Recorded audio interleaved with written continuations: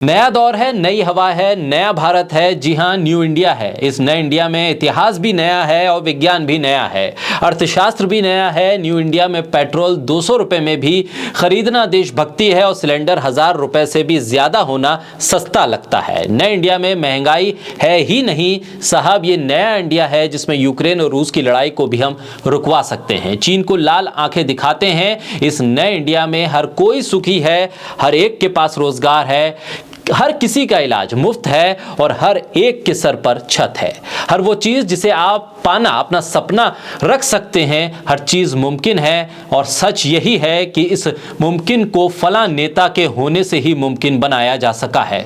और तो और कुछ नहीं, नए ज्ञानी और विद्वान तो यहां तक बताते हैं कि 2014 के बाद से ही सही मायनों में देश को आजादी मिली है और तभी तो नए इंडिया की शुरुआत भी 2014 से ही बताई जाती है। अब एक और नए ज्ञान की अनुभूति हुई है, देश को मिले एक नए राष्ट्रपिता की जानकारी भी अब सार्वजनिक हो गई है। बोलता हिंदुस्तान पे मैं हूं आपके साथ पिरजा शाकिर अली बेग। माझा आरोप असा आहे, मोदीजी जर राष्ट्रपिता आहेत तर मग महात्मा गांधी कोण आहेत? महात्मा गांधी आपल्या देशाचे राष्ट्रपिता आहेत आणि मोदीजी नवीन भारताचे राष्ट्रपिता आहेत असं माझं ठाम मत आहे। आपले दोन राष्ट्रपिता आहेत, नवीन भारताचे आणि ते भारत। महाराष्ट्र के उप मुख्यमंत्री देवेंद्र फडणवीस की पत्नी अमृता फडणवीस ने प्रधानमंत्री नरेंद्र मोदी को न्यू इंडिया का राष्ट्रपिता करार देते हुए कहा कि देश में दो राष्ट्रपिता हैं। बैंकर और गायिका अमृता ने एक मॉक कोर्ट इंटरव्यू के दौरान कहा कि हमारे पास दो राष्ट्रपिता हैं, नरेंद्र मोदी न्यू इंडिया के राष्ट्रपिता हैं और महात्मा गांधी पहले के समय के राष्ट्रपिता हैं।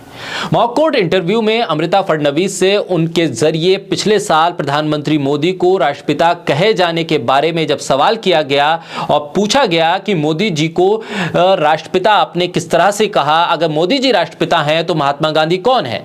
इस पर अमृता फडणवीस ने जवाब दिया कि महात्मा गांधी देश के राष्ट्रपिता हैं और मोदी न्यू इंडिया के राष्ट्रपिता हैं।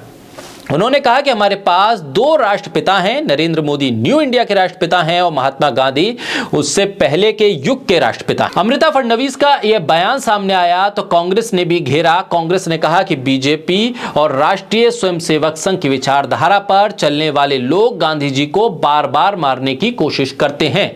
ये इस तरह की बातें करते हैं क्योंकि उनमें झूठ बोलकर और गांधी जी जैसे महान लोगों को बदनाम करके इतिहास बदलने की सनक सवार है। इससे पहले भी अखिल भारतीय इमाम संगठन के चीफ इमाम उमैर अहमद इलियासी ने आरएसएस के चीफ मोहन भागवत को राष्ट्रपिता कहा था। ऐसे में सवाल यह है देश के सामने कि देश को नए राष्ट्रपिता की जरूरत क्या है? महात्मा गांधी की जगह किसी और को बैठाने के पीछे मंशा क्या है? जिस गांधी को दुनिया सलाम करती है उसे रिप्लेस करने की जरूरत क्या है? और इस देश के भीतर जो समस्याएं हैं उस पर सवाल और जवाब करने की जगह राष्ट्रपिता के नाम पर नई बहस को छेड़ने की वजह क्या है?